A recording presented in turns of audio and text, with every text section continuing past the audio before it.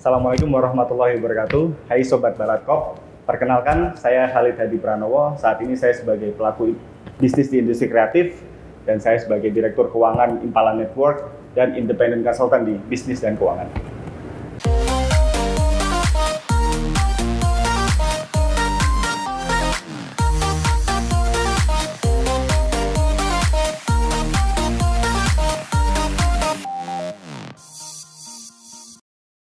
Dari SMART ini, specific, measurable, attainable, realistic, time bound, ini Sobat Balatkop harus bisa mengetahui apa-apa yang harus kita isi.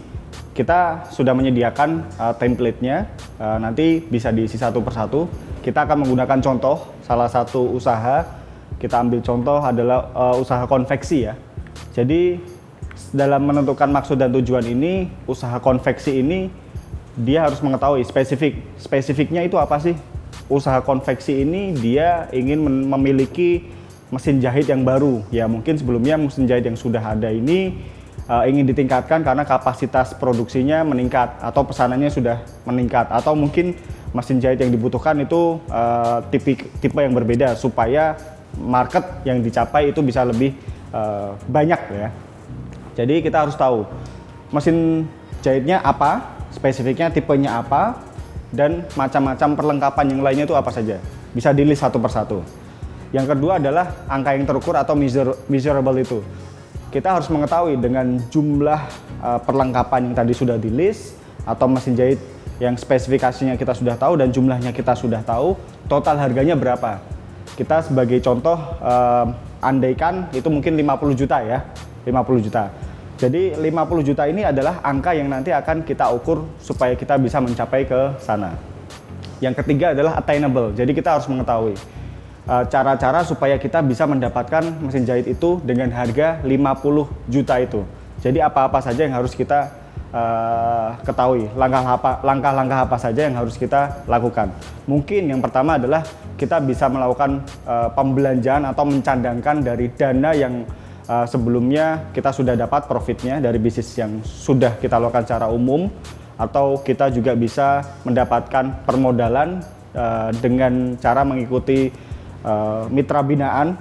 Biasanya dalam BUMN atau ada lembaga-lembaga pemerintah, mereka menyediakan ada yang namanya mitra binaan. Jadi kita bisa mendaftar menjadi anggota, kita bisa mendapatkan permodalan, dan kita bisa mendapatkan beberapa fasilitas dari situ. Nah, itu attainable. Apa yang harus kita lakukan, kita harus mengetahui bagaimana cara kita bisa mendapatkan 50 juta itu. Terus yang keempat adalah realistik, dengan kita mengukur sumber daya internal dan kondisi eksternal pada saat ini atau kedepannya. Jadi sebagai contoh, sumber daya internalnya adalah kita harus mengetahui kapasitas karyawan kita, mesin yang sudah ada saat ini untuk berproduksi, atau kegiatan produksi pada umumnya itu bagaimana. Nah, kita ambil contoh dengan kondisi bisnis pada umumnya, kita bisa mendapatkan profit 15 juta per bulan. Jadi kita bisa mengetahui kan. Terus kondisi eksternal. Nah, kondisi eksternal saat ini kita mengambil contoh kondisi pandemi. Pandemi, orang untuk kebutuhan jahit atau konveksi biasanya mereka tidak terlalu butuh pakaian yang biasanya sebelumnya dibutuhkan. Mungkin saat ini orang cukup tinggi dengan kebutuhan masker, atau maskernya pun juga bisa dibuat dalam bentuk fashion atau hal-hal yang lainnya. Nah, itu kita harus mengetahui. Atau bisa juga kita bisa mengetahui dari kebutuhan. Mungkin saat ini sekolah sedang libur, mungkin dalam jangka waktu beberapa bulan sekolah sudah mulai masuk. Jadi beberapa bulan ke depannya berarti artinya kita bisa menggarap market yang akan masuk itu sendiri.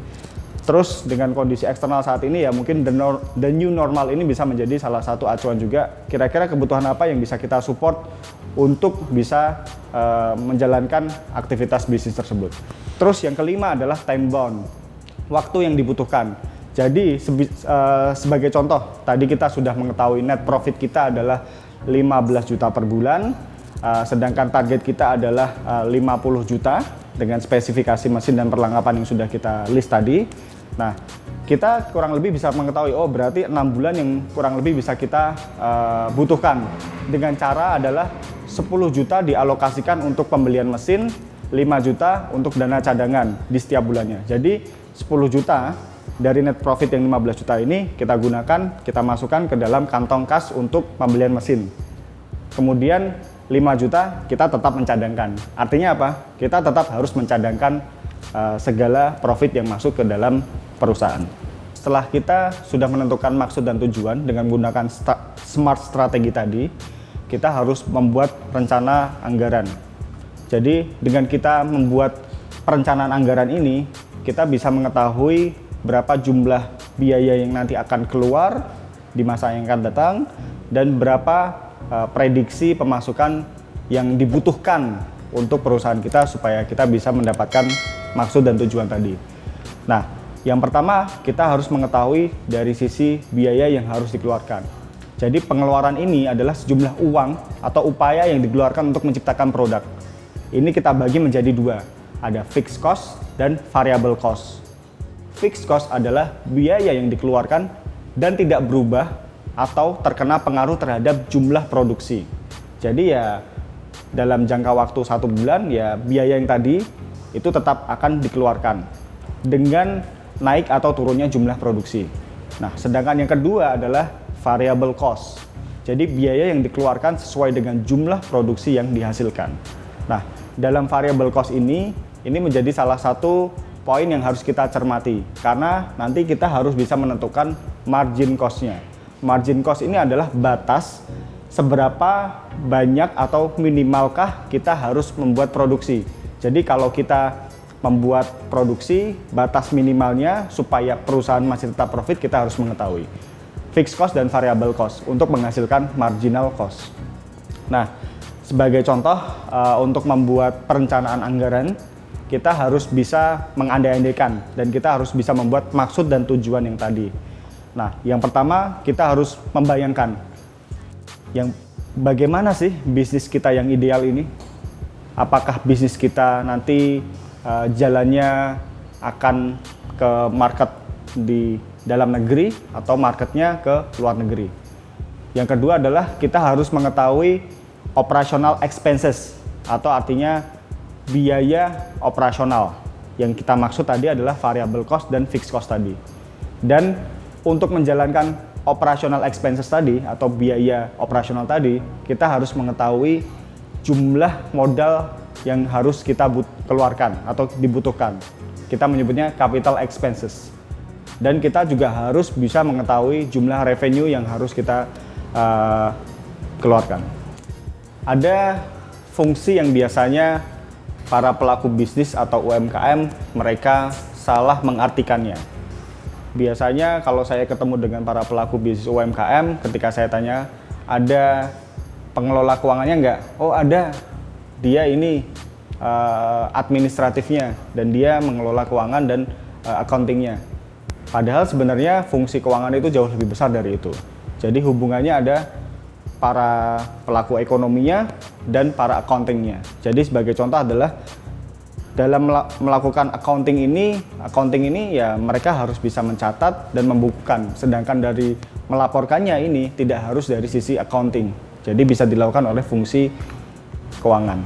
Jadi ada 3 hal. Yang pertama adalah mencatat atau merecord. Yang kedua adalah membukukan. Yang ketiga adalah melaporkan. Nah, selanjutnya adalah bagaimana cara kita bisa membuat laporan keuangan. Itu ada beberapa detail yang harus kita lakukan. Yang pertama adalah kita menuliskan daftar akun dalam perusahaan Anda. Jadi pertama kita harus membagi, yang pertama adalah ada cash atau jumlah uang yang ada di bank atau yang ada di tangan. Kemudian adalah daftar-daftar investasi. Akun investasi ini sendiri bisa kita pilah juga berapa jumlah deposito, kemudian berapa jumlah investasi yang lain-lain. Kemudian yang ketiga adalah aset. Jumlah aset ini juga harus kita catat. Sebagai contoh tadi, bisnis konveksi kita harus bisa mencatat aset-aset apa saja. Mesin jahitnya kah, atau bahkan sampai alat-alat guntingnya kah, itu harus kita catat dan kita masukkan ke dalam pembukuan kita. Aset. Kemudian yang keempat adalah hutang dan piutang. Dari hutang dan piutang ini kita harus bisa mengetahui posisinya saat ini. Apakah piutang ini lebih banyak daripada hutangnya atau hutangnya ini ternyata lebih banyak daripada cash-nya. Nah, dari credit and outstanding ini atau hutang dan piutang ini, kita harus menyadari bahwa kembali lagi, jika perusahaan ini mendapatkan investasi itu bukan sebuah pemasukan, tapi itu adalah kewajiban. Jadi jangan diingat-ingat bahwa ketika kita mendapatkan investment atau investasi, kita bisa seenak mungkin untuk menggunakannya dan menjadikan itu sebuah pemasukan. Investasi harus dikembalikan karena itu adalah kewajiban. Selanjutnya adalah revenue stream atau jumlah pemasukannya. Nah, di dalam akun pemasukan ini kita harus mencatat berapa jumlah pemasukan dari atas biaya penjualan produk A, berapa penjualan dari produk B, dan sebagainya. Terus yang terakhir adalah cost structure atau biaya-biaya yang lainnya juga, termasuk dari pajak juga. Jadi akun-akun inilah yang kedepannya nanti harus bisa kita catat dan kita bukukan dan kita sajikan ke dalam laporan keuangan. Baik Sobat Balatkop, terima kasih sudah menonton video ini. Kita harus ingat ada hal yang penting yang kita pelajari dari video ini. Yang pertama adalah pentingnya kita mencadangkan. Jangan lupa kita selalu mencadangkan dari profit kita. Yang kedua adalah kita harus mengetahui maksud dan tujuan dari bisnis kita. Goals-nya itu jelas. Terus yang ketiga adalah kita harus bisa menganggarkan seluruh kegiatan operasional bisnis kita. Yang keempat adalah mencatat dan melaporkan. Untuk materi lengkapnya silahkan cek di description box di bawah ini ya. Jangan lupa untuk like, komen, dan subscribe dari video ini. Dan jangan lupa untuk ketemu dengan video selanjutnya. Uang hanyalah angka yang bisa diukur tetapi tidak dengan rezeki. Jangan lupa bersyukur.